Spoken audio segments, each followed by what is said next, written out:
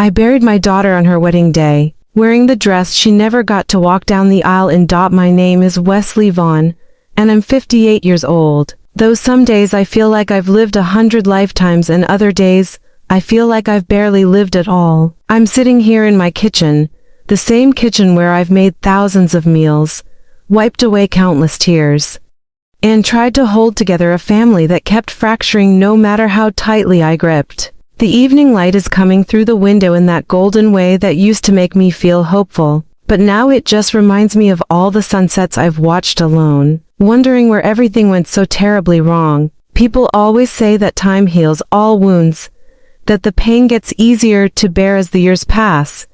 But I'm here to tell you that's a lie we tell ourselves to make it through the day. Some wounds never heal. Some losses hollow you out so completely that you spend the rest of your life pretending to be whole while feeling like nothing more than a shell of the woman you used to be.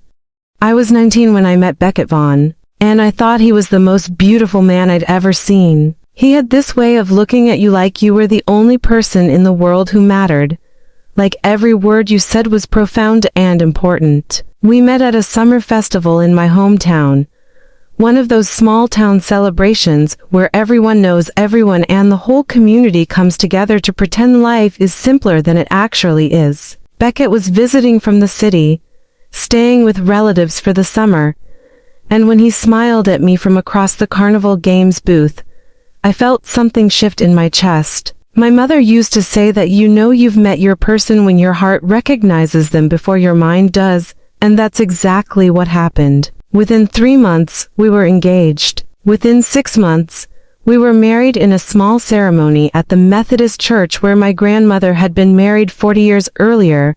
Everyone said we were too young, that we were rushing into things, that we barely knew each other. But I was so in love that I couldn't see anything except the life we were going to build together. Beckett promised me everything: a house with a garden, children, stability, the kind of partnership where we'd grow old together and look back on our lives with satisfaction and peace. I believed every word because I needed to believe it. I came from a broken home where my father had left when I was 7 and my mother had worked herself into an early grave trying to keep us fed and housed. I was determined that my life would be different, that my marriage would be solid, that my children would grow up knowing what it felt like to be loved by two parents who chose each other every single day.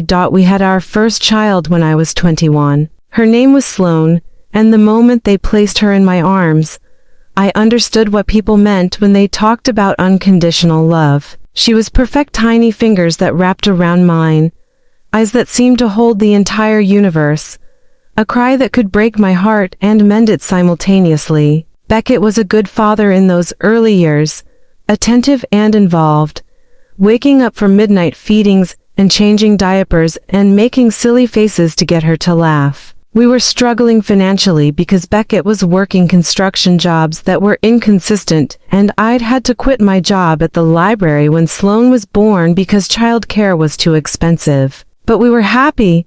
Or at least I told myself we were happy because I couldn't afford to admit that the cracks were already starting to show.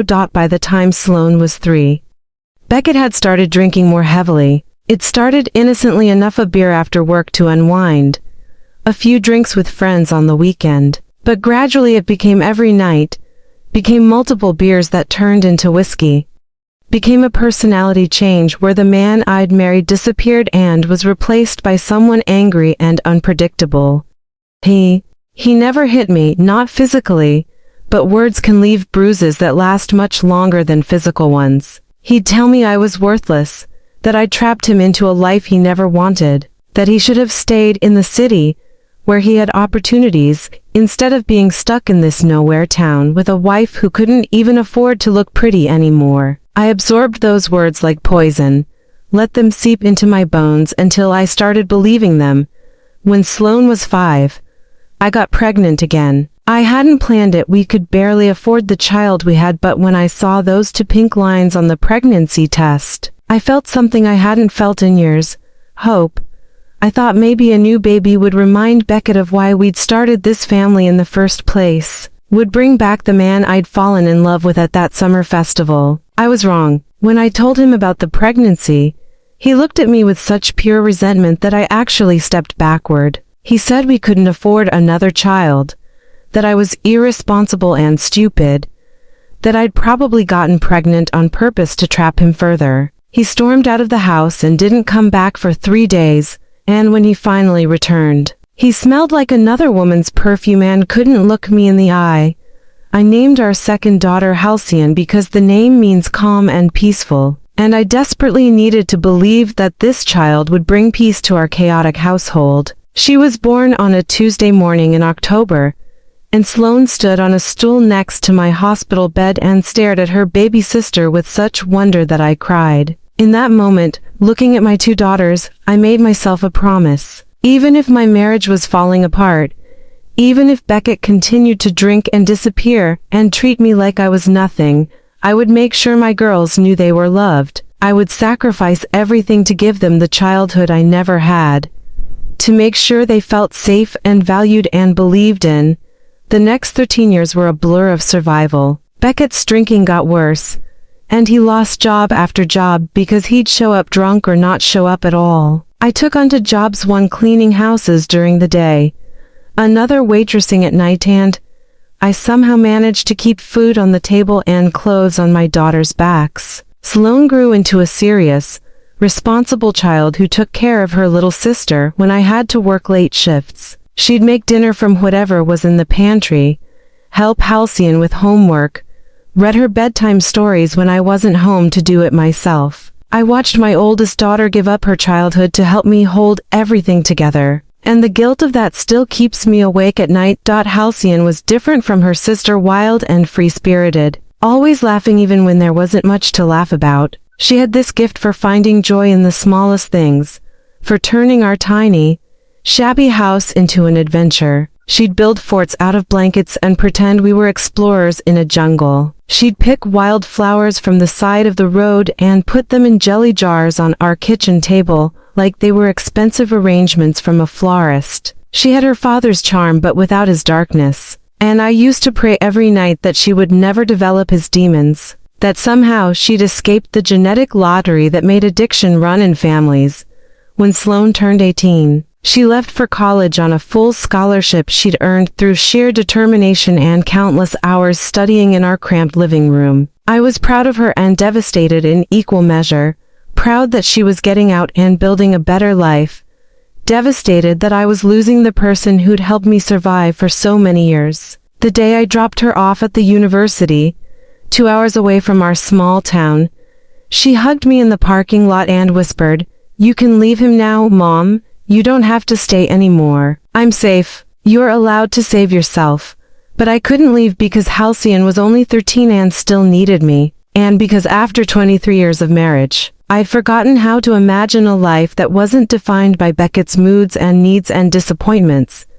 That's when everything started to unravel in ways I never could have predicted. Halcyon, my joyful, bright, beautiful daughter, started to change. She became withdrawn and secretive, spending hours locked in her bedroom or disappearing with friends I'd never met. I told myself it was normal teenage behavior, that she was just finding her identity and testing boundaries. But there were signs I ignored because I was too exhausted from working 2 jobs and managing Beckett's increasingly erratic behavior. The money that went missing from my purse, the glassy look in her eyes when she came home late, the new friends who wouldn't come to the door when they picked her up, just honked from the street and waited for her to run out. By the time Halcyon was 16, I couldn't ignore it anymore. I found pills hidden in her dresser drawer, found text messages on her phone that made my blood run cold, found evidence of a life she was living that was so far removed from the daughter I knew that it felt like she'd been replaced by a stranger. When I confronted her,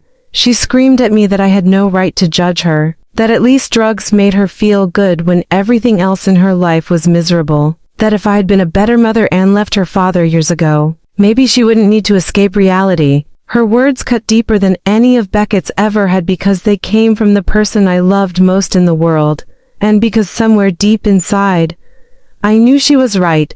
I tried everything. I begged Beckett to help me get her into rehab, but he said she was just going through a phase and I was overreacting. I reached out to school counselors, but they said unless Halcyon was willing to engage in treatment, there was nothing they could do.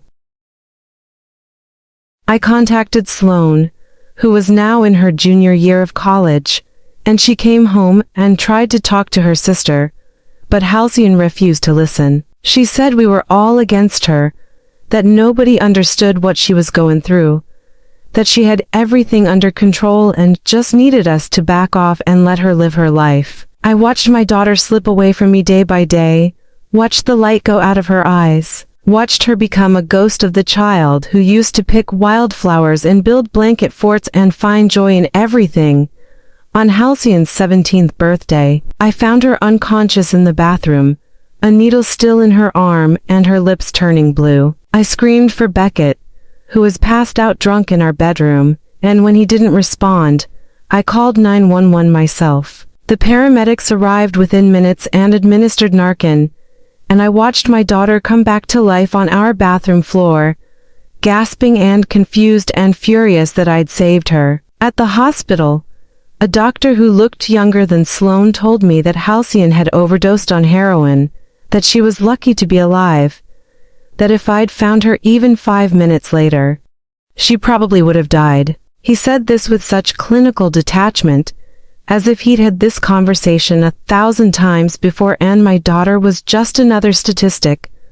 That was the moment I realized I'd failed. Failed as a mother, failed as a protector, failed as the woman who'd promised her daughters that she would give them a better life than she'd had. I'd been so focused on surviving, on keeping a roof over our heads and food on the table, that I'd missed the signs that my daughter was dying right in front of me. And Beckett, my husband of 25 years, didn't even come to the hospital. He stayed home and drank himself into oblivion because facing what had happened to our daughter was too painful, and avoiding pain through substances was the only coping mechanism he'd ever developed. Halcyon spent 2 weeks in an inpatient rehab facility, and I visited her every single day, driving the 45 minutes each way after my cleaning shifts and before my waitressing shifts. She barely spoke to me at first, just stared at the wall or slept or sat in group therapy sessions looking like she wanted to be anywhere else. But slowly, gradually, she started to open up. She told me about the pressure she felt to be happy all the time, to be the joyful one who made everything better when our home life was falling apart. She told me about the first time she'd tried pills at a party, how they'd made all the anxiety and sadness disappear, how she'd chased that feeling until it became the only thing that mattered. She told me she was tired, so tired of fighting, and that sometimes she thought it would be easier if she just stopped existing. I held my 17-year-old daughter while she cried, and I made her a promise. I told her I was leaving her father, that I was done making excuses and sacrificing my daughter's well-being for a marriage that had been dead for years. I told her we were going to start over, just the two of us and Sloane when she came home from college. I told her she was worth fighting for, worth living for, and that I would spend the rest of my life proving to her that she was loved and valued and necessary. She looked at me with eyes that were so much older than 17 and asked, "Do you promise, Mom? Do you really promise you'll leave him this time?" And I said yes, I promise, knowing that breaking that promise would destroy whatever fragile trust still existed between us. When Halcyon was released from rehab, I'd already rented a small apartment on the other side of town and moved our essential belongings. I'd left Beckett a note explaining that I was done, that I'd wasted 27 years trying to save a man who didn't want to be saved, and that I was choosing my daughters over him. He called me 17 times that first day, leaving voicemails that ranged from apologetic to rageful to pathetically begging me to come back. I didn't answer any of them. For the first time in my adult life, I was choosing myself and my daughters, and it felt terrifying and liberating in equal measure. The next 3 years were hard but hopeful. Halcyon stayed sober, attending meetings and therapy and slowly rebuilding her life. She got her GED, started community college classes, and began talking about becoming a counselor to help other kids struggling with addiction. Sloane graduated from university and got a job teaching elementary school in a city 2 hours away. but she came home every few weeks to check on us. I kept working my 2 jobs, but now every dollar I earned went toward building our life instead of enabling Beckett's destruction. I started sleeping through the night without fear, started remembering what it felt like to laugh without that laugh being tinged with anxiety about what mood Beckett would be in when he got home, started believing that maybe, just maybe, we were going to be okay. Halcyon met a young man named Dashton Rivers when she was 20. He was in recovery too, attending the same meetings, and they bonded over their shared experiences and commitment to staying sober. I was cautious at first, worried that any relationship might trigger a relapse or become codependent and unhealthy. But Dashton was kind and patient and genuinely seemed to care about my daughter's well-being. He had a steady job working as a mechanic, came from a supportive family, and treated Halcyon with a respect and tenderness that made my heart ache because it was everything I'd wanted from Beckett but never received.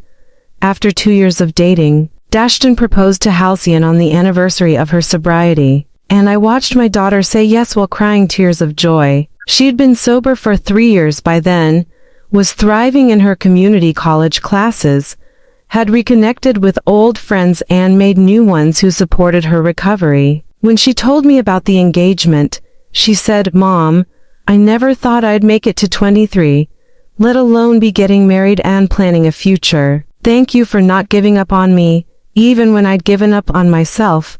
I held her and thought about all the moments I'd almost lost her, all the times I'd been terrified that the next phone call would be telling me she was gone. And I felt grateful beyond words that we'd survived.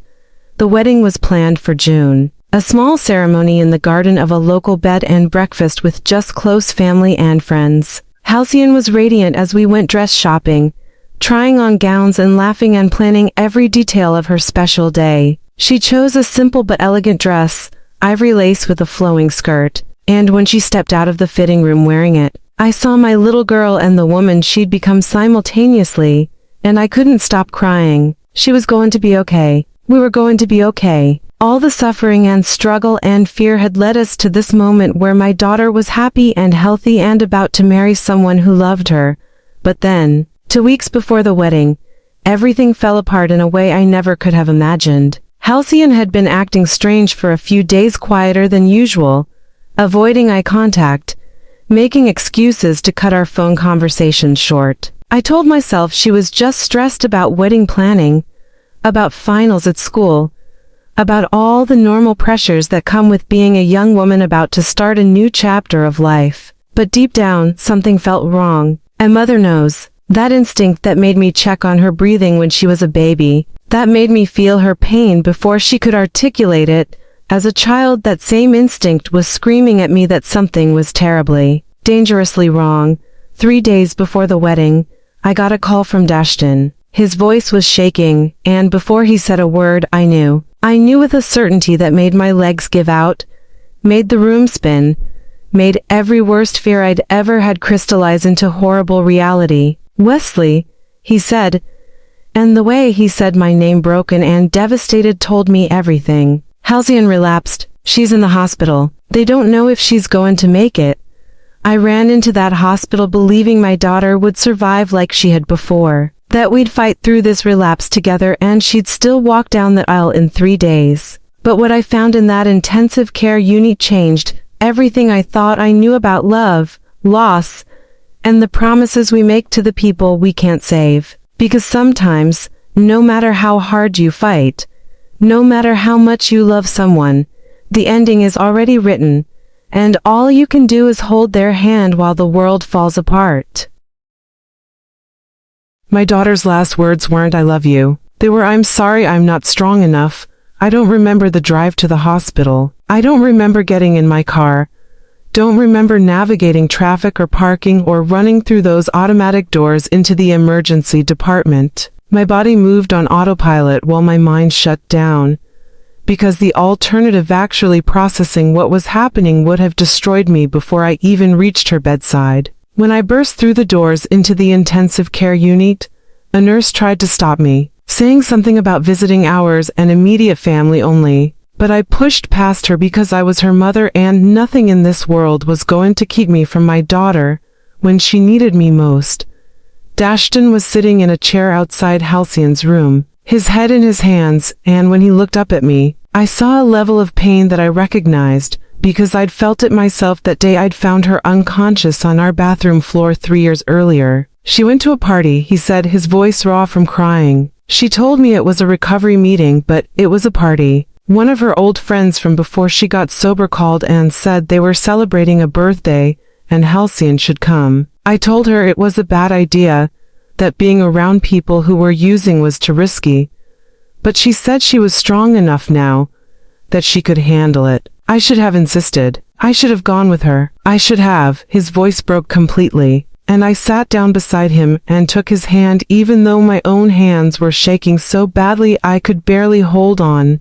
Through the window of her hospital room, I could see Halcyon lying in a bed surrounded by machines that beeped and hummed and kept her alive through technology because her body had forgotten how to do it on its own. She had a breathing tube down her throat, IV lines in both arms, and monitors tracking every struggling heartbeat. Her face was pale, almost gray, and her lips still had that bluish tinge that haunted my nightmares from the last time I'd found her like this. A doctor appeared beside us, a woman in her 40s with kind eyes and a clipboard, and she introduced herself as Dr. Simmons before asking if we could talk privately. I nodded but couldn't move, couldn't tear my eyes away from my daughter's motionless body, and Dr. Simmons sat down on the other side of me, and spoke in that gentle but direct way that medical professionals use when they have to deliver devastating news. Halcyon overdosed on a combination of fentanyl and benzodiazepines,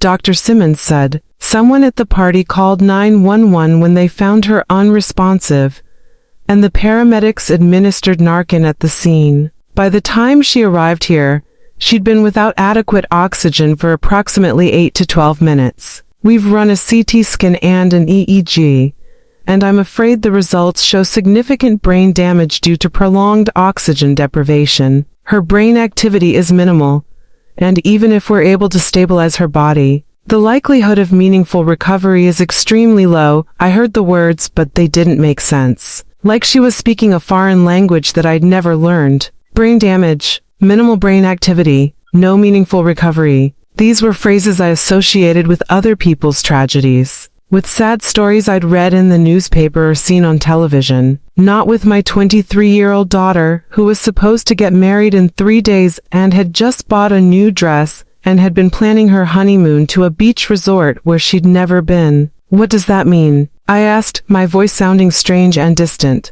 What are you telling me? Dr. Simmons looked at me with such compassion that I knew the answer before she spoke it. We're keeping her alive with machines right now, but her brain isn't functioning in any meaningful way. She's not going to wake up, Wesley. I'm so incredibly sorry, but you need to start thinking about end-of-life decisions. Whether you want to keep her on life support indefinitely, or whether you want to let her go peacefully while she's not in pain.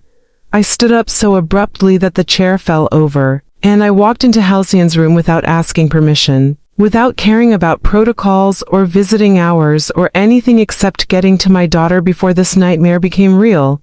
I sat beside her bed and took her hand. The same hand I'd held when she was born, when she took her first steps, when she'd been scared during thunderstorms, when I'd driven her to rehab 3 years ago promising that everything would be okay. Her hand was warm but limp, no squeeze back when I pressed her fingers, no recognition of my presence. I talked to her anyway, told her about the wedding plans, about how beautiful her dress was, about how Sloane was driving home from her teaching job, and would be here soon. I told her about the garden at the bed and breakfast where the ceremony was supposed to happen, about the flowers we'd chosen, about how proud I was of her for building a life worth living. I told her she had to fight, had to come back to us, because I couldn't lose her after we'd come so far together. Hours passed. Sloane arrived and stood in the doorway crying, unable to make herself come into the room because seeing her little sister like this was too much to bear. Halcyon's father, Beckett,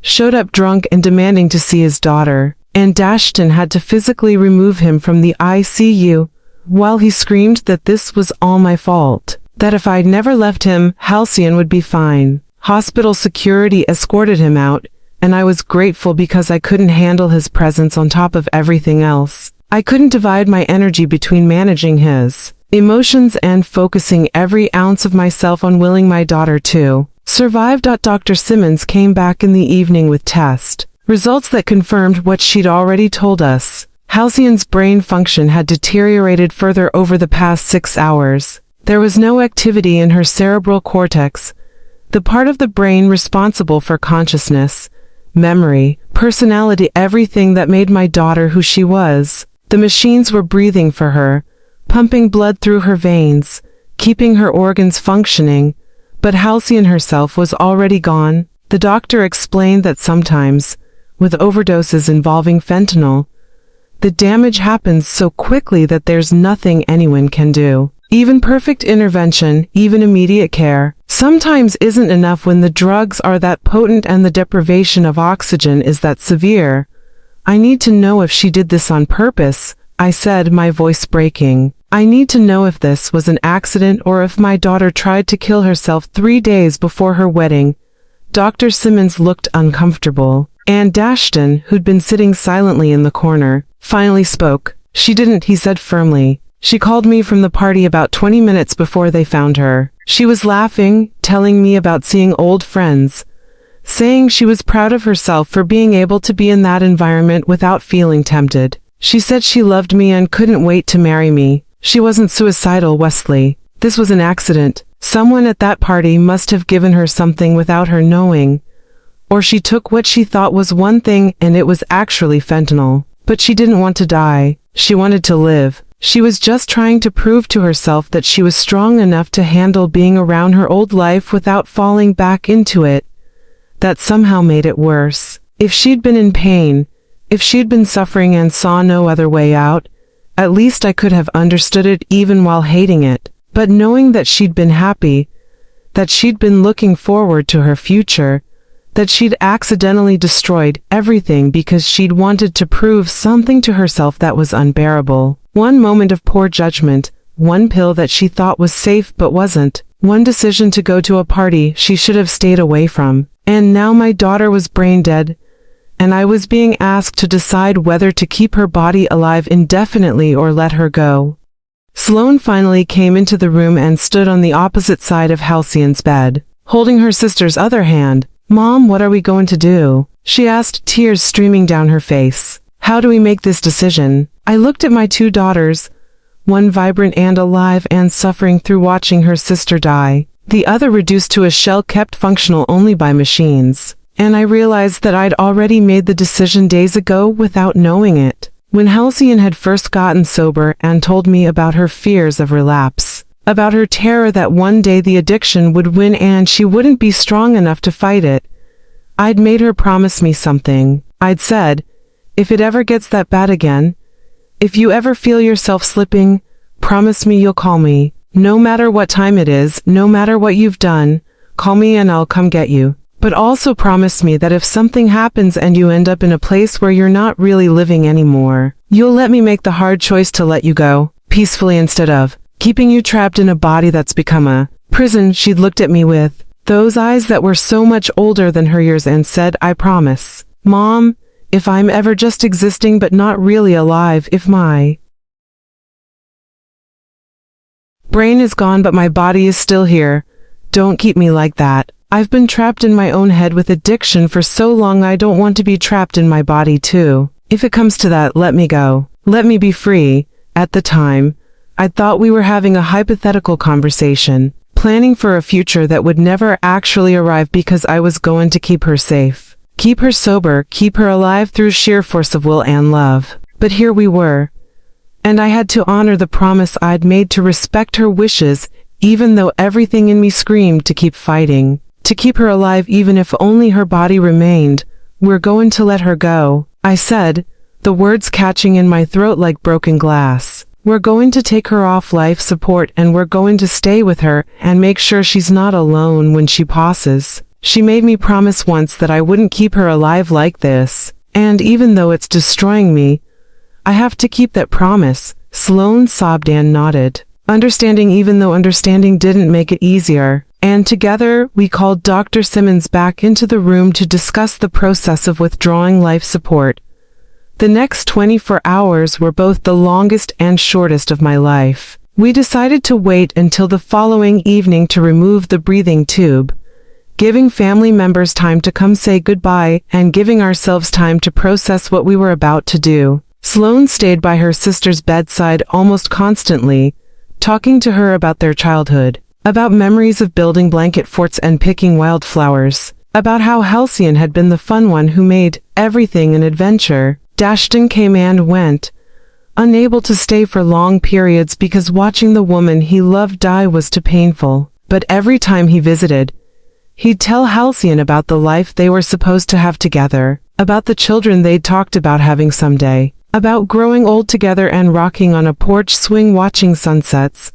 I called everyone who needed to know, extended family members, Halcyon's sponsor from her recovery program, friends from her community college classes. People came and went, sharing stories and tears, creating an impromptu memorial service in an ICU room where machines hummed their mechanical lullabies and my daughter breathed without really breathing. Someone suggested that we bring in Halcyon's wedding dress, that maybe we could take photos of her in it, even if she'd never get to wear it walking down an aisle. The idea seemed macabre at first, but the more I thought about it, the more right it felt. She'd been so excited about that dress, had felt beautiful in it, had dreamed about the moment Dashton would see her wearing it. If we couldn't give her the wedding, we could at least give her that moment. Sloane went to my apartment and retrieved the dress from the closet where it had been hanging, waiting for a day that would never come. With the help of several nurses who cried while helping us, we carefully dressed Halcyon in her wedding gown, working around the fur lines and breathing tube, making her as beautiful as possible under the circumstances. We arranged her hair, put flowers in her hands, and when we were done, she looked almost peaceful, like a bride sleeping before her wedding day rather than a young woman dying in a hospital bed. Dashton came in and saw her, and he collapsed, just completely fell to his knees and wept. And I held him while he cried because I understood exactly what he was feeling, the rage at the unfairness of it all, the grief for a future that had been stolen, the desperate wish to go back in time and make different choices that might have led to a different outcome that evening. As the sun set outside the hospital window casting long shadows across the room, Dr. Simmons came in with her team and explained what would happen next. They would remove the breathing tube and turn off the machines, keeping Halcyon's body functioning. Her heart might continue beating on its own for a few minutes or a few hours, but eventually, without the mechanical support, her body would shut down. She wouldn't be in pain. They'd given her medication to ensure she was comfortable, but she also wouldn't be conscious or aware. The person we loved was already gone. We were just letting her body catch up to that reality. Is everyone ready? Dr. Simmons asked gently, and I wanted to scream that no, I would never be ready, that I needed more time, that this couldn't be happening.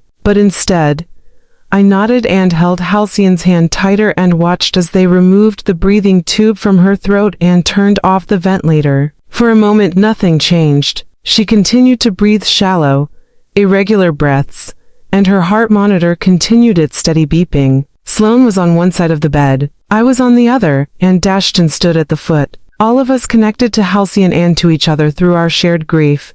I talked to her, told her how much I loved her, how proud I was of her, how sorry I was that I couldn't protect her from the demons that had chased her since she was 16 years old. I told her about the little girl who used to pick wildflowers and build blanket forts, about the teenager who'd fought so hard to get sober, about the young woman who'd found love and hope, and a future worth living for. I told her it was okay to let go, that we would be okay, that she didn't need to fight anymore. Sloane sang to her, the same lullaby I'd sung to both my daughters when they were babies, her voice breaking but beautiful. Dashton whispered promises that he'd love her forever, that he'd never forget her, that someday when he was old and it was his time, he'd find her again wherever souls go when they leave their bodies.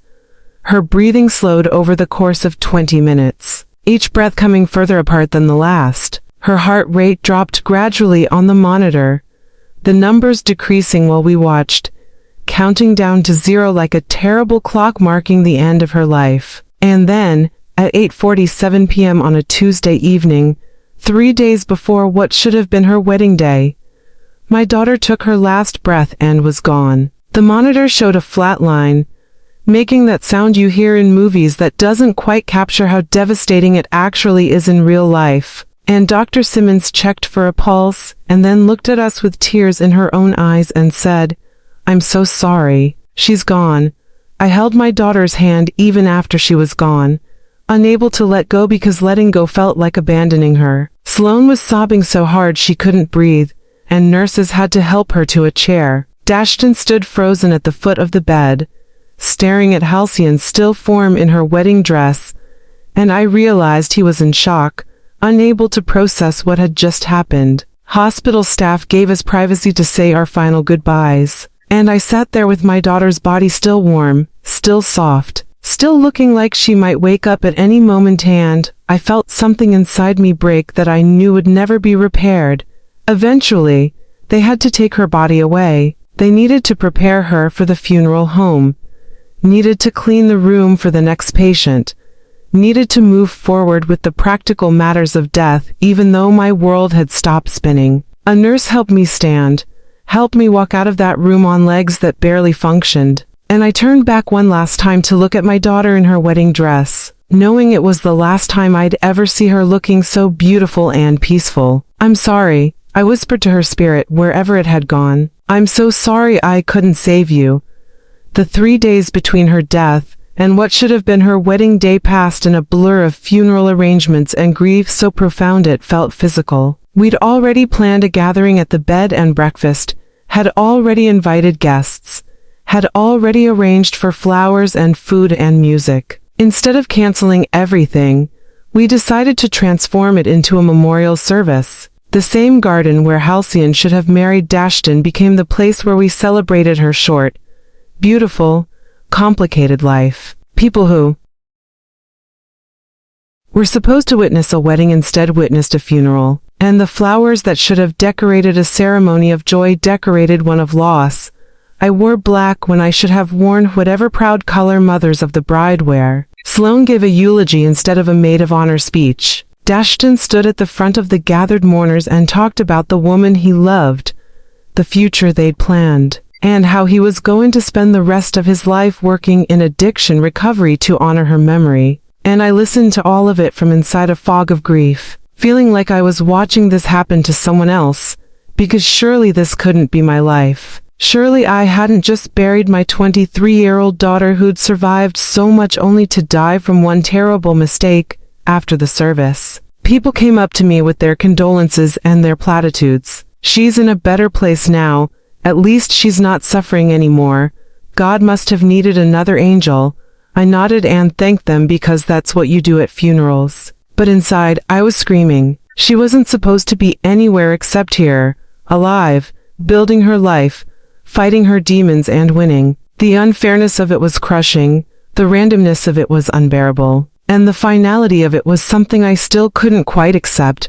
Later that night, back in my quiet apartment surrounded by Halcyon's belongings that I didn't know what to do with, I found an envelope addressed to me in her handwriting. It was dated 2 weeks earlier, and when I opened it, I found a letter she'd written as part of a therapy exercise, writing letters to important people in her life. "Dear Mom," it began, and just seeing her handwriting made me start crying again. "I want you to know that I'm happy. For the first time in years, I wake up every day and feel grateful to be alive. I know I put you through hell, and I know you're always going to worry that I'll relapse, but I'm strong now. I'm ready for this next chapter. I'm ready to be married, to build a life with Dashton, to maybe even be a mother someday. You saved my life by leaving Dad, by choosing us over him. You gave me the chance to become who I was always meant to be. Whatever happens, I need you to know that I love you and I'm proud to be your daughter." I sat on my kitchen floor holding that letter and sobbing, because she had been happy, she had been strong, and it still wasn't enough. Sometimes you can do everything right, can fight as hard as humanly possible, can love with your whole heart, and tragedy still finds you. Sometimes there are no villains to blame, no clear mistakes that led to disaster. Just terrible luck and the reality that addiction is a disease that can kill even people who are fighting desperately to survive it. After Halcyon's funeral, I thought the worst was behind me. I thought nothing could hurt more than burying my daughter in her wedding dress. But then I opened the envelope her father had left with my neighbor, the one marked to be delivered after the service.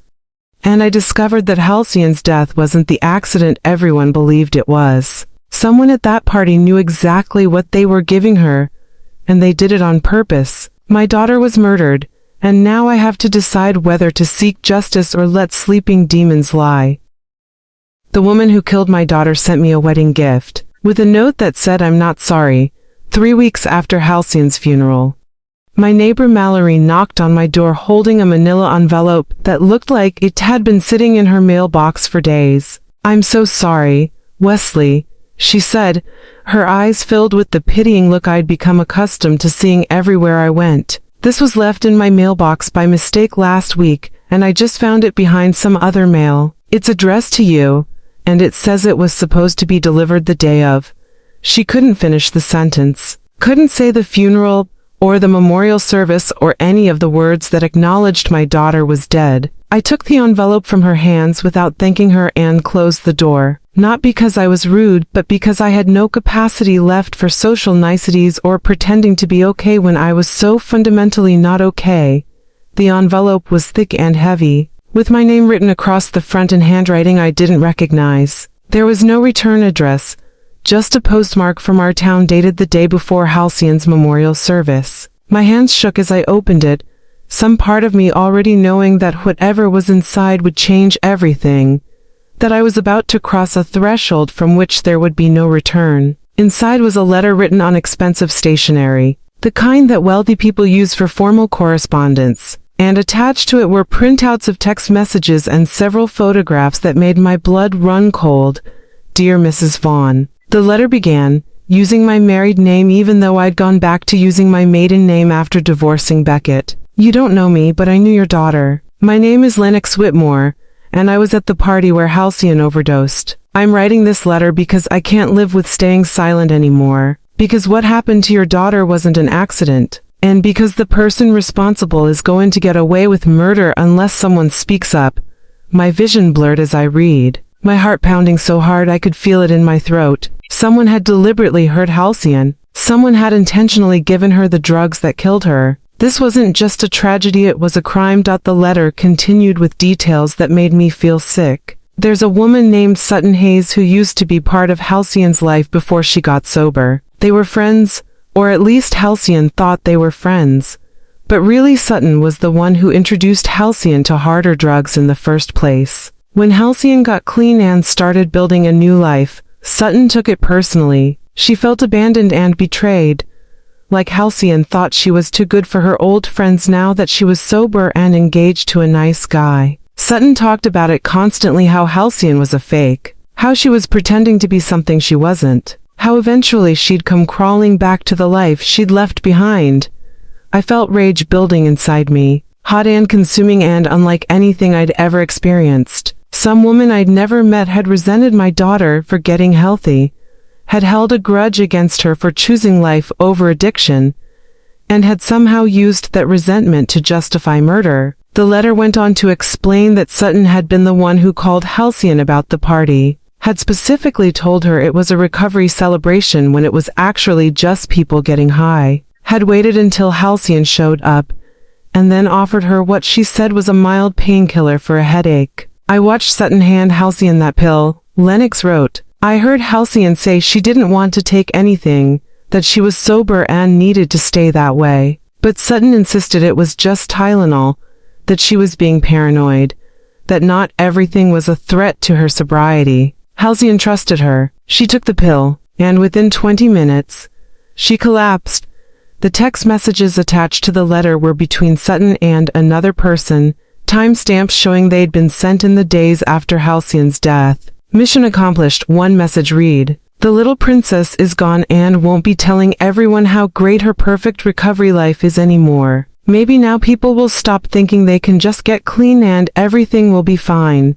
The response was equally chilling. "You're insane. You actually did it." What if someone finds out? Sutton's reply: no one's going to find out because everyone thinks it was just an accidental relapse. She was an addict, a dick's overdose. That's what people expect. Her holier-than-thou mom will cry and make it about herself. And life will go on. I dropped the papers like they were on fire, my whole body shaking with a combination of grief and fury that felt like it might tear me apart from the inside. This woman, this Sutton Hayes, had murdered my daughter because she was jealous of her recovery, because she couldn't stand to see Halcyon succeed where she was failing. And she was out there somewhere, living her life, probably still using drugs and destroying people, confident that she'd gotten away with it because everyone believed. Halcyon's death was just another sad statistic in the opioid epidemic. The letter concluded with Lennox's contact information and an explanation of why she'd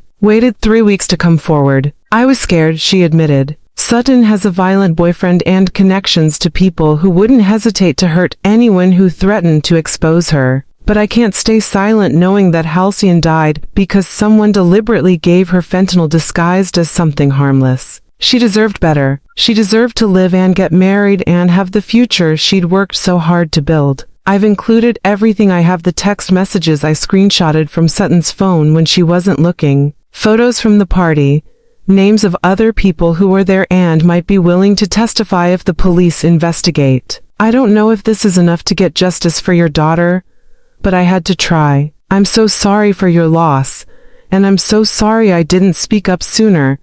I sat on my kitchen floor surrounded by the evidence of my daughter's murder, and I screamed. Just screamed until my throat was raw and my voice gave out. Screamed out all the rage and grief and helplessness I'd been carrying for 3 weeks. Sloane, who'd been staying with me since the funeral, came running from the bedroom where she'd been napping, and when she saw me on the floor with the papers scattered around me, she knew immediately that something catastrophic had happened. I handed her the letter with shaking hands, and I watched her face transform as she read, watched her go through the same progression of shock and grief and fury that I'd just experienced. We have to go to the police, Sloane said immediately, her voice hard with determination. We have to make sure this woman is held accountable for what she did.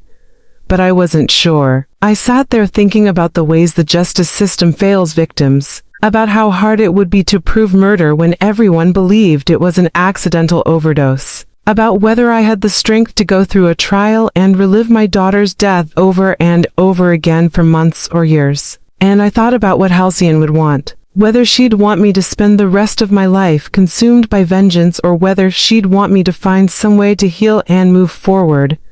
I need to talk to Dashton first, I said. Halcyon was going to be his wife. He deserves to know the truth before we decide what to do. Sloane argued that we should go to the police immediately, that every day we waited was another day the Sutton Hayes walked free. But I was 58 years old and I'd learned that some decisions can't be rushed, that sometimes you need to sit with devastating information before you know the right way to respond to it. So I called Dashton and asked him to come over, and when he arrived an hour later looking like he hadn't slept in weeks, I handed him the letter and watched him read the same words that had destroyed me. Dashton's reaction was different from mine. He didn't scream or cry or collapse. He went completely still, his face transforming into something cold and frightening, and when he finally spoke, his voice was quiet but deadly serious. I'm going to kill her, he said simply. I'm going to find Sutton Hayes and I'm going to kill her for what she did to Halcyon. I understood the impulse, God knows. I'd had similar thoughts in the hour since reading the letter, but I also knew that violence would only create more tragedy, would turn Dashton into a murderer and destroy his life the way Halcyon's had been destroyed. That's not what Halcyon would want, I said gently. She'd want justice, yes, but not revenge. Not violence that would land you in prison and waste the life she wanted you to live. We spent hours discussing what to do, weighing our options, considering the consequences of each choice. We could go to the police with Lennox's evidence and hope they'd investigate, though we all knew that proving premeditated murder in an overdose case was incredibly difficult. We could try to find Sutton ourselves and confront her, though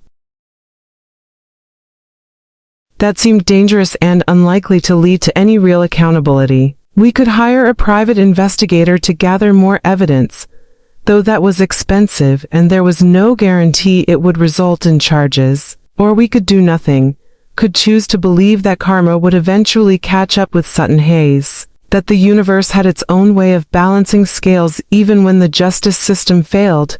I need to meet this Lennox person, I said finally. I need to look her in the eye and hear her tell me directly what she saw, what she knows. If she's willing to testify, if she's genuinely trying to help, then maybe we have a chance at getting real justice.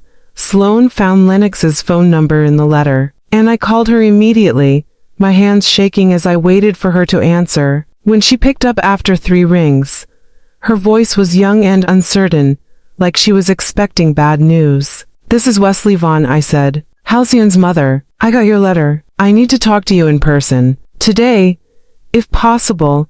We arranged to meet at a coffee shop across town, somewhere public where Lennox would feel safe and where we could talk without being overheard. When I arrived 30 minutes later with Sloane and Dashton, I spotted Lennox immediately. She was in her early 20s, thin and nervous looking, with tattoos covering her arms and the wary expression of someone who'd lived a hard life. She stood up when she saw us approaching, and before I could say anything, she started crying. "I'm so sorry," she said through her tears. "I'm so sorry I didn't stop it. I'm so sorry I waited so long to tell someone. Halcyon was always nice to me, even when she got sober and could have just cut off all her old connections. She'd check in on me sometimes, ask how I was doing, encourage me to think about treatment. She was a good person, and she didn't deserve what happened to her." We sat down, and Lennox told us everything. She explained that she'd been at the party because she was still using and still part of that social circle, that she'd watched Sutton deliberately target Halcyon the moment she walked in, that she'd heard Sutton tell Halcyon the pill was just Tylenol, when Lennox knew for a fact it was fentanyl because she'd seen Sutton buying it earlier that day. "I should have said something right then," Lennox said, her voice breaking. "I should have warned Halcyon, should have knocked the pill out of her hand, should have done anything except just stand there and watch. But I was high and I wasn't thinking clearly, and by the time I realized what was happening, Halcyon was already unconscious and people were panicking and calling 911. Why did Sutton do it?" I asked, needing to understand the motivation behind something so cruel and senseless. What did my daughter ever do to her that would make her want to kill her? Lennox looked uncomfortable, like she didn't want to speak ill of someone who might retaliate, but she answered anyway. "Sutton has always been jealous of anyone who manages to get out of the life she's stuck in. When Halcyon got sober and got engaged and seemed genuinely happy, Sutton couldn't handle it. She kept saying that Halcyon was fake, that no one really recovers from addiction, that eventually everyone relapses and Halcyon was just pretending to be better than everyone else. I think in Sutton's twisted mind, killing Halcyon was a way of proving she was right, of showing that recovery is impossible and people like us are doomed no matter what. The psychology of it was horrifying but not entirely surprising. I'd seen enough in my years of attending family support groups for people with loved ones in addiction to know that some people are so trapped in their own suffering that they can't tolerate seeing others escape. Sutton Hayes was a dying woman who decided to pull my daughter down into death with her rather than let Halcyon live as proof that recovery was possible. Understanding her motivation didn't make me hate her any less, but it helped me see that this was about Sutton's sickness rather than anything Halcyon had actually done wrong. "Will you testify?" Dashton asked Lennox bluntly. "If we go to the police, if they investigate and press charges, will you stand up in court and tell a jury what you saw?" Lennox was quiet for a long moment, clearly terrified by the prospect, and then she nodded slowly. "Yes," she said, "I'll testify. Halcyon deserves justice, and I deserve to do something right for once in my life. I'm not going to let fear stop me from telling the truth." Her courage in that moment was remarkable, and I found myself hugging this young woman I'd just met, thanking her for caring enough about my daughter to risk her own safety to see justice done. We went to the police station that afternoon, all 4 of us together: Sloane, Dashton, Lennox, and me. We brought the letter, the text messages, the photographs, and Lennox's first-hand account of what had happened at that party. The detective who took our statement was a middle-aged man named Greer who listened carefully and took detailed notes, but I could see the skepticism in his eyes. Overdose cases are notoriously difficult to prosecute as homicides, he explained, because proving intent is nearly impossible. Even with Lennox's testimony and the text messages, a good defense attorney could argue that Sutton didn't know the pill contained fentanyl, or that Halcyon took it willingly understanding the risks, or that there's no way to prove definitively that the specific pill Sutton gave her was the one that caused the fatal overdose. But you'll investigate, I pressed, refusing to accept that my daughter's murder might go unpunished because the legal system wasn't equipped to handle the complexities of drug-related deaths. You'll at least look into it, talk to other people who were at the party, search Sutton Hayes' phone records and see if the messages Lennox screenshot are still there? Detective Greer nodded slowly. We'll investigate, he promised. I can't guarantee we'll be able to bring charges, and even if we do, there's no guarantee of a conviction. But I promise you will look into every lead, interview every potential witness, and do everything we can to build a case. Your daughter deserves that much. The investigation took months. Months of waiting, of Detective Greer calling with updates that were sometimes hopeful and sometimes devastating, of learning about the legal complexities that make it almost impossible to prosecute someone for causing an overdose even when their intent seems clear. They found the text messages on Sutton's phone, but she claimed they were taken out of context, that she'd been joking about Halcyon's death as a dark coping mechanism rather than celebrating something she deliberately caused. They interviewed people who'd been at the party, but most of them were too scared or too loyal to Sutton to admit they'd seen anything incriminating. They tested Halcyon's body for the specific type of fentanyl and tried to trace it back to Sutton's supplier. But the drug had come from Mexico through a distribution network so complex that proving Sutton's specific involvement was nearly impossible.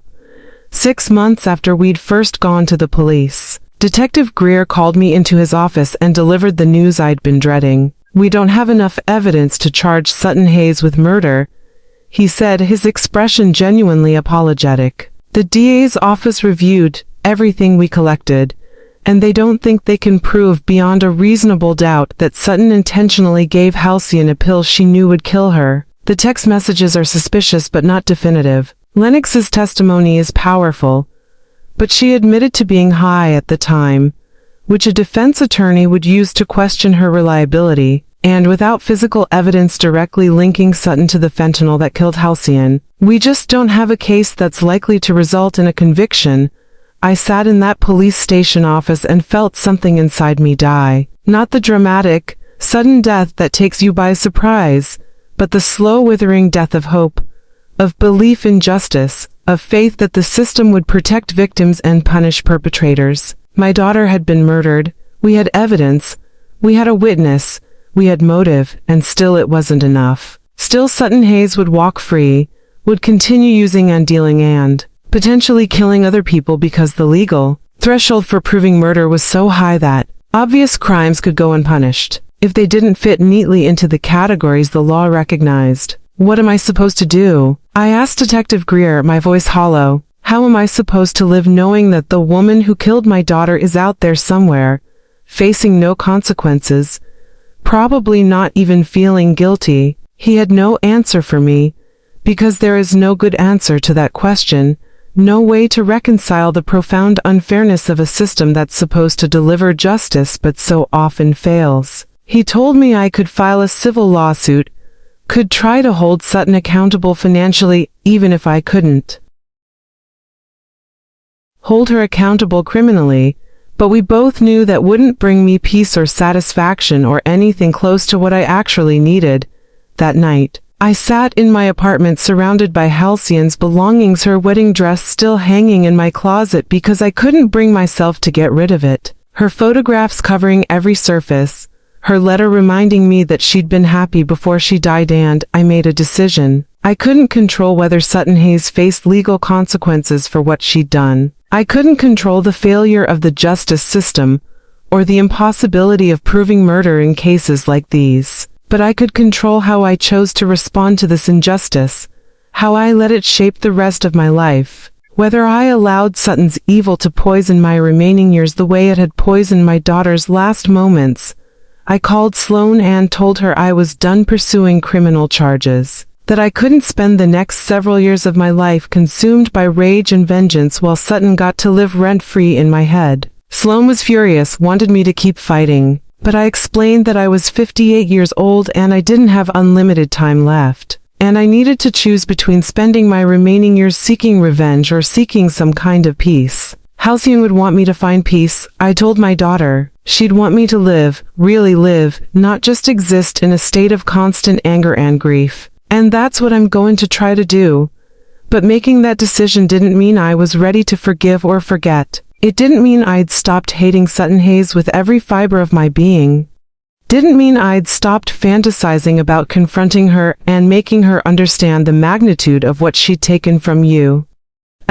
And it didn't mean I was prepared for what happened next, because 2 days after I decided to stop pursuing justice through legal channels, I received a package in the mail. No return address, no note. Just a gift wrapped in silver paper with white ribbons, the kind of elegant packaging you'd use for a wedding present. And when I opened it, inside was a framed photograph of Halcyon from the party, taken minutes before she died, smiling and happy and completely unaware that she had less than half an hour left to live. Taped to the back of the frame was a handwritten note in the same handwriting from the original envelope.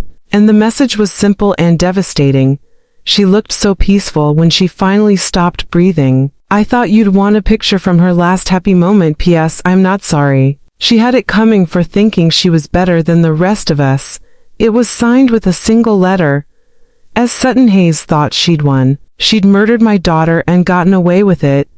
And now she was taunting me with the proof of what she'd done. But what Sutton didn't know was that her note was the evidence Detective Greer needed to reopen the case. Because threatening a victim's family is a crime even when murder is impossible to prove. And what I didn't know yet was that Sutton had killed before that. Halcyon wasn't her first victim, just her first victim whose mother refused to stay silent. The truth about Sutton Hayes was darker than I ever imagined, and discovering it would change everything. I found 3 other mothers who buried their children, all killed by the same woman who murdered mine. The moment I saw that photograph and read that note, something fundamental shifted inside me. The grief that had been paralyzing me for months transformed into something sharper and more focused, a determination to make sure Sutton Hayes faced consequences, even if those consequences didn't come through traditional justice channels. I took the package immediately to Detective Greer, my hands shaking with a mixture of rage and hope. Because surely this was enough. Surely taunting a victim's mother with photographic evidence and a confession of sorts would be enough to finally charge this woman with something. Detective Greer looked at the note and the photograph with grim satisfaction. This is harassment at minimum, he said, carefully placing both items into evidence bags. And depending on how we frame it, this could be interpreted as a confession to murder. The phrase "she had it coming" combined with the photograph from the party could be argued as an admission that Sutton deliberately caused Halcyon's death. He made some calls while I sat in his office, barely breathing, and within an hour, he'd gotten approval from the district attorney's office to bring Sutton in for questioning. It wasn't the murder charge I wanted, but it was something. It was movement. It was acknowledgement that what Sutton had done was wrong and punishable. But when police went to bring Sutton in, they discovered she'd left town 3 days earlier. Her apartment was empty, cleared out in a hurry with rent unpaid and no forwarding address. Her phone was disconnected. Her known associates claimed not to know where she'd gone. It was as if she'd vanished into thin air, and I realized that sending me that package hadn't been the arrogant taunt of someone who thought they'd gotten away with murder. It had been a final middle finger before fleeing. To avoid the consequences she must have known were coming. She'd wanted me to suffer knowing she'd killed my daughter and that I'd never get justice. And then she disappeared before anyone could stop her. I fell into a deep depression after that. Not the grief depression I'd been experiencing since Halcyon's death, but something darker and more consuming, a sense of hopelessness and failure that made it difficult to get out of bed most mornings. Sloane tried to help, tried to encourage me to eat and shower and engage with the world, But I'd lost my purpose. I'd failed to protect my daughter while she was alive, and now I'd failed to get justice for her after she was dead. What was the point of continuing when everything I tried to do ended in failure and loss? It was Dashton who pulled me out of it, showing up at my apartment one morning 6 weeks after Sutton had vanished and practically dragging me out of bed. "Get dressed," he said firmly. "We're going on a road trip. There's something you need to see, people you need to meet." I tried to argue that I didn't want to go anywhere, that I just wanted to be left alone with my grief. But Dashton wasn't accepting no for an answer. He'd spent the past month doing research, he explained, digging into Sutton Hayes' background and discovering things that changed everything we thought we knew about Halcyon's death. We drove 3 hours to a small town in the neighboring state, and Dashton wouldn't tell me where we were going or who we were meeting, just said that I needed to experience this for myself rather than hearing about it secondhand. We pulled up to a modest house with a well-maintained garden, and when we knocked on the door, a woman about my age answered. Her name was Tyrion Moss, and when I introduced myself and she heard my last name, her face transformed with recognition and grief. "You're Halcyon's mother," she said softly. "Oh honey, come in, come in. You need to hear what I have to tell you." Tyrion's home was filled with photographs of a young man with kind eyes and a bright smile. Her son, Colby, who died of a drug overdose 4 years earlier at the age of 21. Tyrion made us tea and told us Colby's story, and as I listened, I felt cold dread settling into my bones because the story was eerily similar to Halcyon's. Colby had been in recovery, had been sober for 2 years, had been rebuilding his life and planning his future. He'd gone to a party after an old friend called and promised it was just a casual get-together. He'd taken what he thought was a painkiller given to him by that friend, a woman named Sutton Hayes. Within an hour, Colby was dead from a fentanyl overdose. I tried to get the police to investigate, Tyrion said, tears streaming down her face. I tried to tell them that Colby wouldn't have relapsed, that something was wrong, that this friend had been jealous of his recovery, but they said there was no evidence of foul play, that addicts relapse all the time, that I was just a grieving mother looking for someone to blame. They made me feel like I was crazy for suggesting that anyone would deliberately kill my son. So eventually I stopped pushing, and I tried to move on, but I never believed it was an accident. I always knew that Sutton had something to do with his death. Dashton pulled out his laptop and showed Tyrion the evidence we'd collected about Halcyon's death, the text messages, Lennox's testimony, the photograph and note Sutton had sent me. Tyrion stared at the screen with an expression of vindication mixed with renewed grief. "She killed my son," Tyrion whispered. "She killed Colby the exact same way she killed your daughter, and she got away with it. And then she did it again. How many others are there? How many other mothers are out there grieving children that this woman murdered?" That question haunted me for the rest of the day as we drove back home. How many others? Dashton had found Tyrion through a recovery forum where she'd posted about her suspicions years ago. Suspicions that had been dismissed by everyone who heard them. But if Sutton had killed twice, wasn't it possible she'd killed more often? Wasn't it possible that there was a trail of bodies that nobody had connected because each death looked like just another tragic overdose in the middle of an epidemic? I became obsessed with finding the answer. I spent every waking hour searching online forums, reading obituaries, looking for patterns that might connect other deaths to Sutton Hayes. Sloan helped me create a database, tracking young people who died of overdoses in our region over the past 10 years. Looking for commonalities: recovery status, party attendance, connections to people in Sutton's social circle. It was tedious, heartbreaking work, reading about life after life cut short, about families destroyed by the opioid crisis, about young people who'd fought so hard to get sober only to die in ways that seemed suspicious but were never investigated as crimes. Over the next 3 months, we found them. 3 more cases that matched the pattern of Halcyon and Colby's deaths. 3 more young people in recovery who'd gone to parties, taken pills they thought were harmless, and died from fentanyl overdoses. 3 more mothers who tried to tell police that something wasn't right, who'd been dismissed as grief-stricken and irrational, who'd spent years carrying the knowledge that their children's deaths weren't accidents but having no way to prove it or get anyone to listen. I reached out to each of them: Zuri Blackwell, whose daughter Ainsley had died 3 years ago, Senna Witt, whose son Ryland had died 5 years ago, and Cordelia Thorne, whose daughter Bellamy had died 6 years ago. All of them had the same story: children in recovery, old friends from their using days calling them to parties, Sutton Hayes giving them pills, deaths that looked like relapses but felt like murder, and police departments that were too overwhelmed with overdose cases to investigate each one as a potential homicide, especially when the victims had histories of addiction that made relapse seem like the obvious explanation. We arranged to meet in person. All 5 of us: me, Tarian, Zuri, Senna, and Cordelia, 5 mothers who'd lost children to the same killer, who'd been ignored and dismissed and told they were just looking for someone to blame for tragedies that were nobody's fault except the opioid epidemic itself. We met in a church basement in a town halfway between where we all lived, and when I walked in and saw these 4 women sitting there, I felt less alone than I had since Halcyon died. They understood. They knew exactly what I was going through because they were going through it too. They'd lost children to a murderer who hid behind the opioid crisis, who'd figured out that she could kill people in recovery and nobody would question it because addicts were expected to relapse and overdose.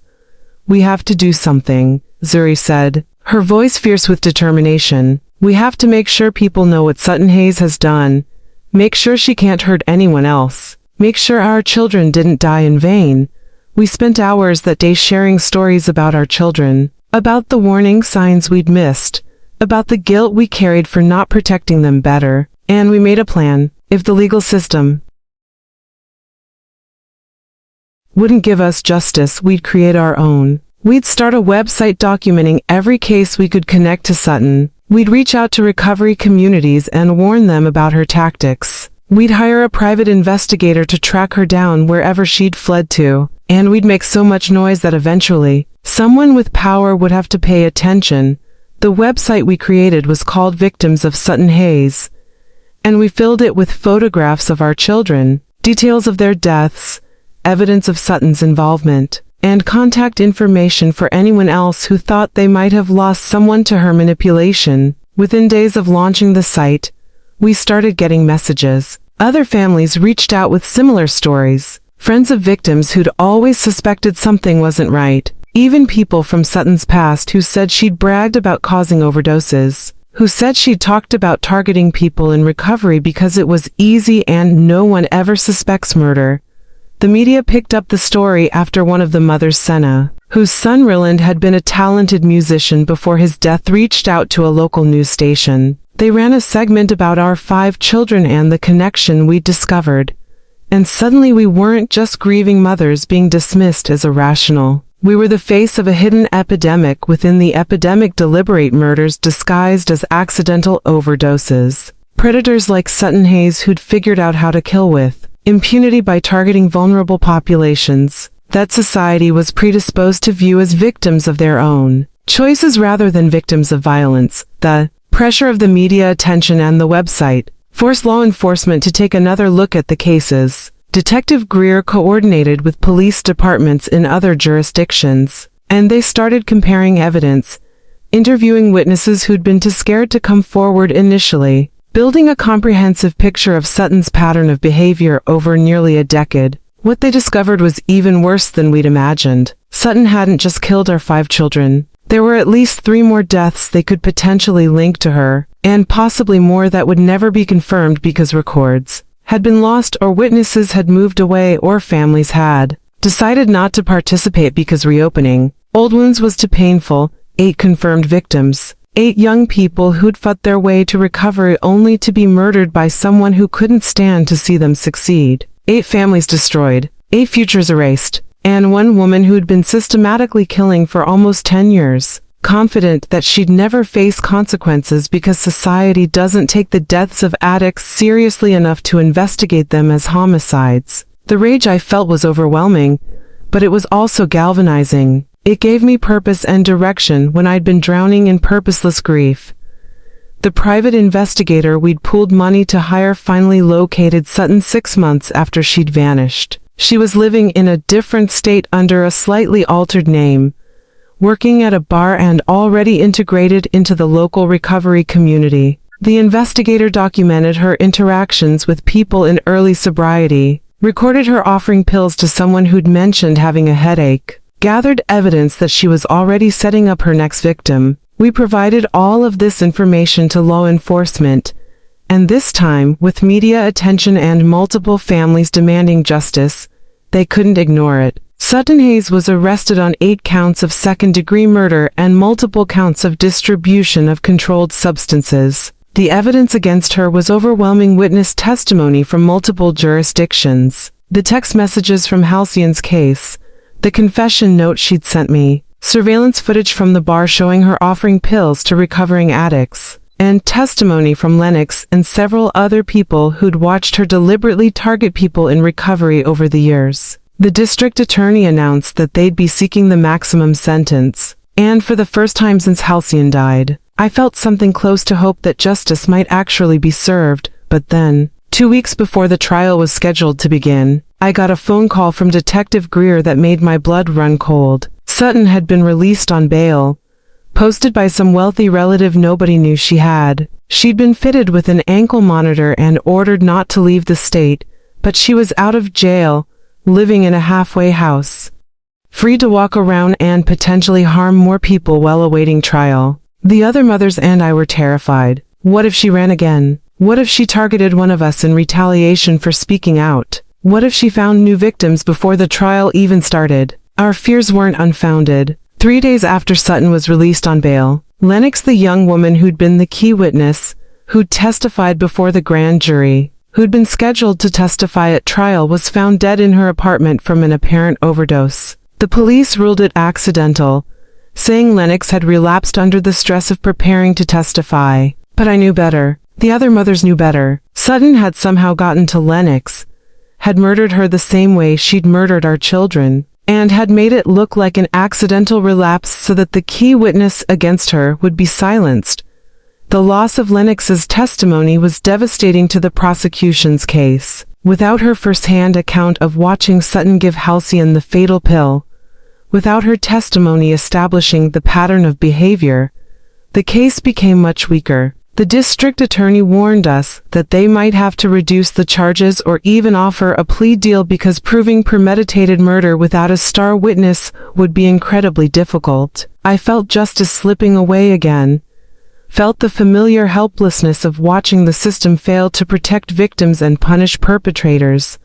That's when I made a decision that surprised even me. I decided to testify myself, to take the stand during the trial and tell the jury not just about Halcyon's death, but about the pattern of murders Sutton had committed, about the 8 families she'd destroyed, about the way she'd systematically targeted people in recovery because she knew their deaths would be dismissed as relapses. The prosecutor warned me that my testimony would be emotional and potentially unreliable in the jury's eyes because I was a grieving mother with obvious bias. But I didn't care. I needed to look Sutton Hayes in the eye and make sure she understood that I would never stop fighting, never stop seeking justice, never stop telling the truth about what she'd done. The trial was scheduled to begin in 2 weeks, and I spent every day preparing my testimony, working with the prosecutor to make sure I could deliver the facts without falling apart emotionally. The other mothers planned to attend every day of the trial, to sit in the gallery and show the jury that Sutton's victims weren't just statistics, weren't just unfortunate addicts who'd made bad choices, but beloved children who'd been murdered by a predator who'd found the perfect cover for her crimes. We were ready to face her, ready to see her held accountable, ready to finally get justice for our children. But the night before the trial was set to begin, I received a visitor at my apartment, a knock on the door at 9 p.m., and when I opened it, Sutton Hayes was standing there. No ankle monitor, no police escort, just her, wearing a slight smile and holding what looked like a gift box. "Hello, Mrs. Vaughn," she said pleasantly, as if we were neighbors meeting for tea, instead of murderer and victim's mother meeting, on the eve of a trial that would determine whether she spent the rest of her life in prison. Sutton Hayes had cut off her ankle monitor and come to my apartment to finish what she'd started, eliminating anyone who could testify against her. I had seconds to decide whether to slam the door and call police, or invite her in and record the confession I knew she was arrogant enough to give. But what I didn't know was that the other mothers had been tracking Sutton since her release, and they were already outside my apartment, ready to make sure that this time, this killer wouldn't escape justice. The final confrontation was coming, and not all of us would survive it. She was about to hand me the same pill that killed my daughter, when I heard sirens. Time slowed down in that moment when I saw Sutton Hayes standing at my door. The same way it had slowed when the doctor told me Halcyon was brain dead. The same way it had slowed when I'd read the note admitting she wasn't sorry for killing my daughter. Every instinct screamed at me to slam the door, to call the police, to run, but I forced myself to stay calm and still because I recognized this moment for what it was, an opportunity. Sutton had come here for a reason, and if I played this right, if I kept my composure, I might finally get what I'd been fighting for all these months. The truth, a confession, justice. What are you doing here, Sutton? I asked, my hand reaching slowly into my pocket where my phone was. I managed to unlock it by feel and hoped that if I pressed the right buttons blindly, I could start recording audio without her noticing. It's past 9 o'clock, and you're violating your bail conditions by being here without your ankle monitor. The police are going to be looking for you. Sutton's smile widened, and there was something deeply unsettling about how calm and confident she looked, as if she held all the power in this situation and I was just a pawn in whatever game she was playing. Oh, the police won't find me, she said casually, leaning against my doorframe like we were old friends chatting. I've gotten very good at disappearing when I need to. I just wanted to stop by before I left town permanently. To give you this, she held out the gift box, wrapped in the same silver paper with white ribbons that the photograph had been wrapped in. And my stomach turned because I knew without opening it what was inside. Pills. The same pills that had killed Halcyon. Sutton was offering me a choice: take them and join my daughter, or refuse them and live knowing that her killer had walked free. I'm not going to take anything from you, I said, my voice steadier than I felt. You've already taken my daughter. You've taken 8 children from families who loved them. Why would you come here? Why not just disappear and start over somewhere new where nobody knows what you've done? Sutton laughed, a sound that made my skin crawl, and she stepped closer, backing me slightly into my own apartment. I let her, hoping that getting her inside where we had privacy would make her more likely to talk, to confess, to give me the evidence I needed to make sure she never hurt anyone else. You want to know why? Sutton asked, her eyes glittering with something that looked like excitement. Because I'm tired of people like you thinking you're better than me. Tired of watching people get sober and act like they've achieved something so impressive when really they've just gotten lucky. Your precious Halcyon wasn't special. She wasn't stronger or better or more deserving of recovery than anyone else. She was just another addict who got cocky, who thought she'd beaten the disease, who needed to be reminded that none of us ever really get out.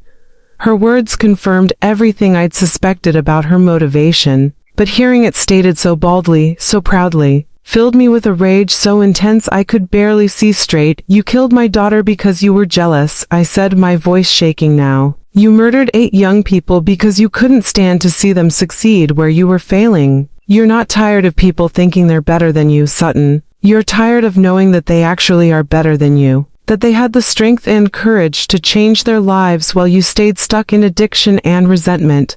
I saw the fury flash across her face, saw her hand tighten on the gift box, and I knew I'd hit a nerve. Good. I wanted her angry. Angry people made mistakes. Angry people said things they shouldn't say. Sutton threw the gift box at me, pills scattering across my apartment floor, and she stepped fully inside, slamming the door behind her. You think you know everything, don't you? She hissed. You think you're this noble mother fighting for justice. But where were you when Halcyon was 16 and starting to use? Where were you when she needed someone to notice she was drowning? You were too busy working 2 jobs and dealing with your drunk husband to pay attention to what was happening to your own daughter. So don't you dare stand there and act like I'm the only villain in this story when you failed her long before I ever gave her that pill. Her words cut deep because there was truth in them. Truth I'd been trying not to examine too closely for fear it would destroy me. I had failed Halcyon. I'd been so consumed with survival, with keeping a roof over our heads and food on the table, that I'd missed the signs of her descent into addiction until it was almost too late. I'd made mistakes as a mother, terrible mistakes that I'd spend the rest of my life regretting. But there was a fundamental difference between my failures and Sutton's crimes. I failed her by not being present enough, I said quietly. You failed her by deliberately killing her. Those aren't comparable, and you know it. What I didn't know in that moment was that the other mothers, Tarian, Zuri, Senna, and Cordelia, had been taking turns watching my apartment ever since Sutton was released on bail. They'd been terrified she'd come after me or try to intimidate me into not testifying. And they'd organized a protection rotation where at least 2 of them were always parked across the street keeping watch. When they saw Sutton arrive, when they saw me let her into my apartment, they immediately called the police and Detective Greer. And then they did something incredibly brave and possibly very stupid. They came to help me. I heard the knock on my door, different from Sutton's knock, more urgent and forceful. Sutton and I both froze, staring at each other, and I could see her calculating whether to run or fight or try to bluff her way out of whatever was coming. Before either of us could move, the door burst open. I hadn't locked it after Sutton came in and Tarian and Zuri rushed inside. They took in the scene instantly, understanding the danger I was in, and positioned themselves between me and Sutton. The police are on their way, Tarian said firmly. You're not going to hurt anyone else, Sutton. You're done. Sutton's facade of control cracked completely. She grabbed one of the scattered pills from my floor and held it up like a weapon, like she was going to force someone to take it. And she screamed, "You don't understand. They all deserved it. Every single one of them was weak and pathetic, and they deserved to die." The confession poured out of her in a torrent of rage and jealousy and twisted logic. She told us about each killing, about how she'd targeted people in recovery because it was easy, about how watching them die gave her a sense of power and control she'd never felt in any other aspect of her life. She told us about Lennox, about how she'd tracked her down and given her pills laced with fentanyl, about how satisfying it had been to eliminate the witness who could have destroyed her. My phone was still recording in my pocket, capturing every word of her confession, and I silently thanked whatever instinct had made me press record when I'd first seen her at my door. This was it. This was the evidence that would finally put her away forever, that would make sure she couldn't hurt anyone else, that would give our children's deaths meaning by preventing future deaths. Sirens wailed in the distance, getting closer, and Sutton seemed to realize that her time was up. She looked at the 4 of us standing there, for mothers who'd lost children to her crimes, who'd refused to stay silent, who'd fought for justice when the system had tried to dismiss us, and something in her expression shifted from rage to resignation. "I'm not going to prison," she said calmly, and before anyone could react, she grabbed a handful of the pills from the floor and swallowed them. All of them. More than enough fentanyl to kill someone within minutes. Tarian screamed and tried to grab her, tried to force her to spit them out, but it was too late. Sutton collapsed onto my apartment floor, the same floor where years ago I'd found Halcyon unconscious and dying.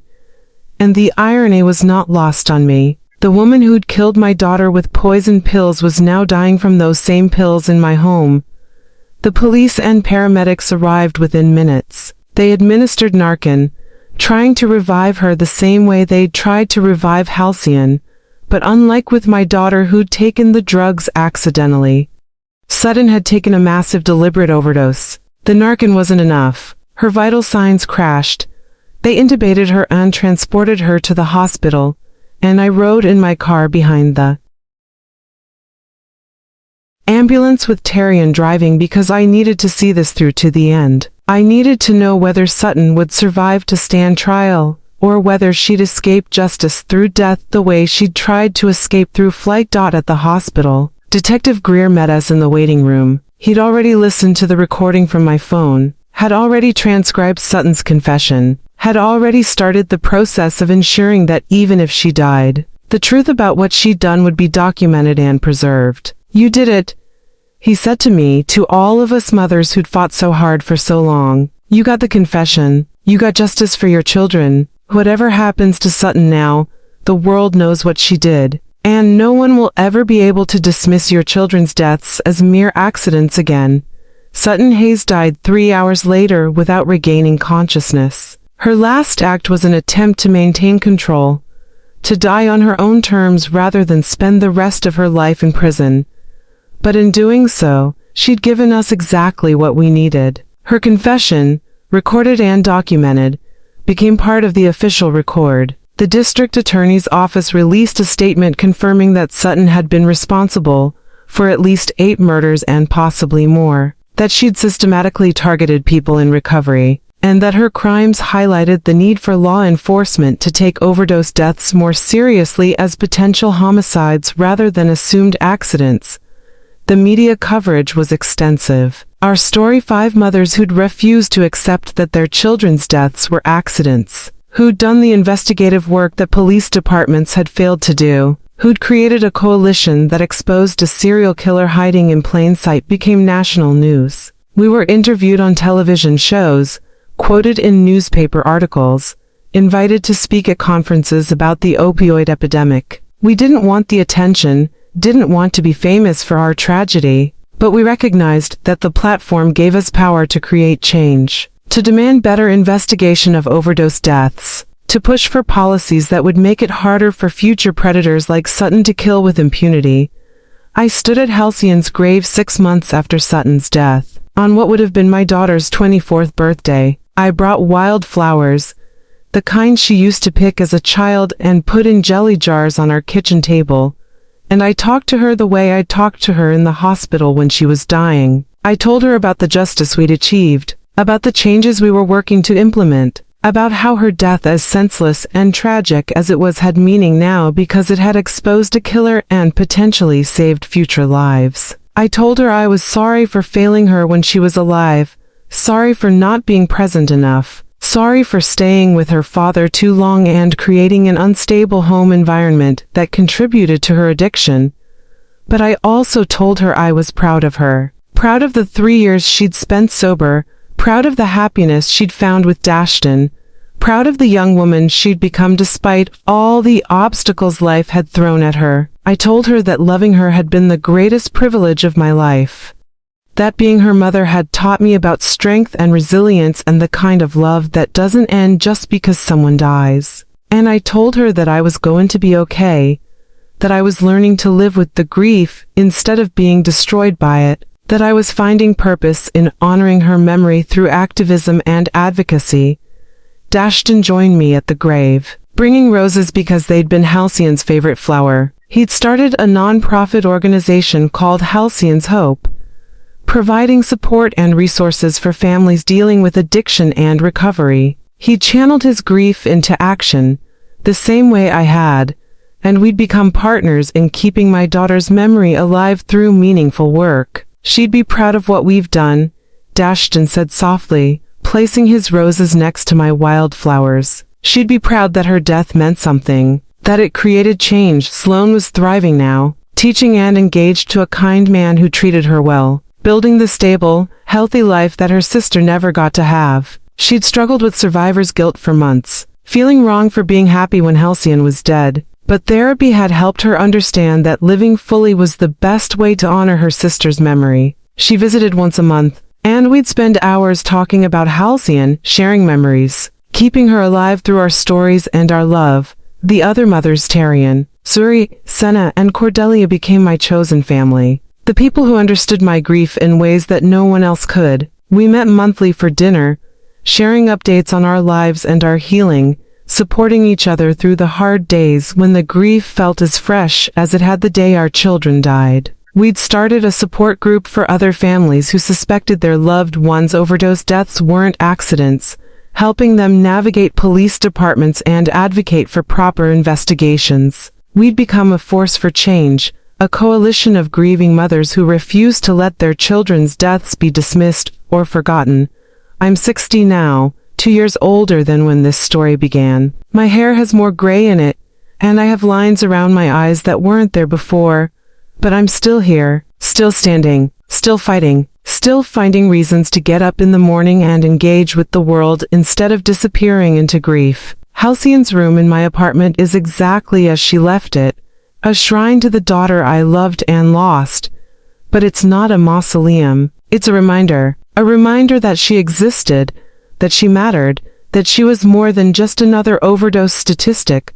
People sometimes ask me if I've forgiven Sutton Hayes for what she did. The answer is complicated. I don't forgive her for murdering my daughter, for stealing Halcyon's future, for causing the immeasurable pain that 8 families will carry for the rest of our lives. But I've let go of the consuming rage and hatred that was poisoning me, because I realized that carrying that rage was like drinking poison and expecting Sutton to die from it. She's already dead. She can't hurt anyone anymore. And I have a choice about whether to spend my remaining years consumed by what was taken from me or grateful for what I had. I choose gratitude. Gratitude for 23 years with a daughter who taught me about unconditional love and resilience. Gratitude for the other mothers who've become my sisters in grief and advocacy. Gratitude for Detective Greer and the few people in the system who did care and did fight for justice. Gratitude for Dashton and Sloan and everyone who's helped me survive when surviving felt impossible. And gratitude for the fact that Halcyon's death created ripples of change, better investigation protocols for overdose deaths, more awareness of predators who target people in recovery, more support for families navigating the impossible terrain of loving someone with addiction. My daughter should be 26 now. She should be married to Dashton, maybe thinking about having children, building the life she fought so hard to create. But she's not here, and I have to live with that absence every single day for the rest of my life. Some mornings I wake up, and the first thought I have is Halcyon is dead,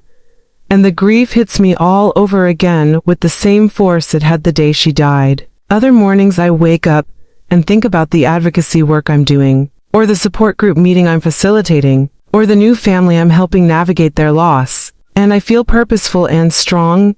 This is what life after tragedy looks like for me. Not healed because some wounds don't heal. Not over it because you never get over losing a child. But surviving, finding meaning, creating purpose from pain, refusing to let my daughter's death be the end of my story, choosing instead to make it a chapter in a longer narrative about resilience and justice and the fierce, unbreakable love of mothers who will not let their children be forgotten.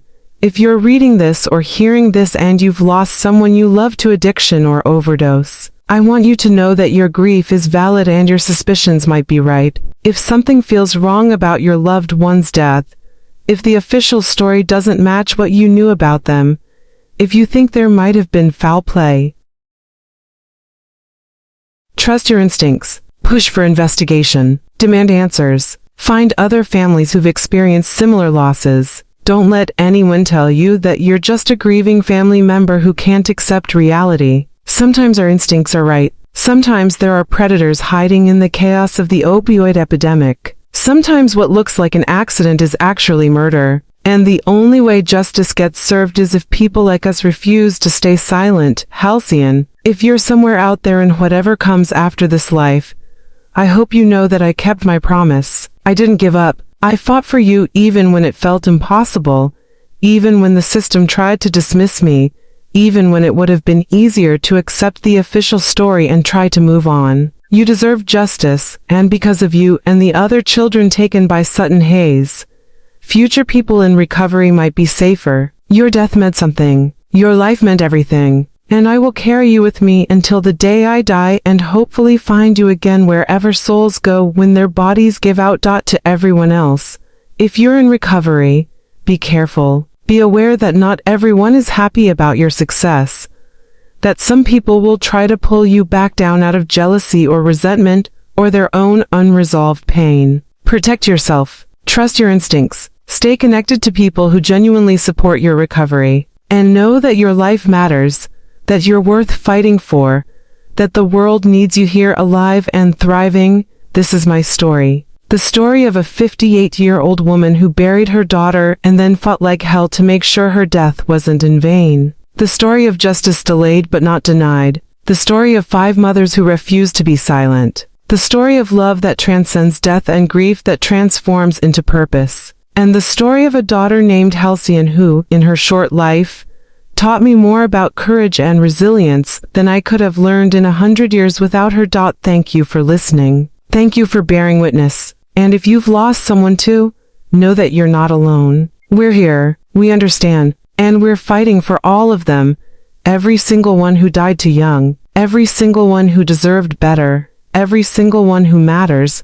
I'm 60 years old now, and I've learned that healing doesn't mean forgetting. It doesn't mean the pain goes away or that you stop missing the person you lost. It means you learn to carry the grief, to integrate it into who you are, to let it transform you into someone stronger and more compassionate rather than someone broken beyond repair. Halcyon is gone, but her impact on this world continues through the work we do in her name, through the lives we save by exposing predators and demanding justice, through the love that refuses to die even when the person we love is no longer here. That's my daughter's legacy. That's what I live for now. And until my last breath, I will make sure that everyone knows her name, knows what happened to her, and knows that she mattered.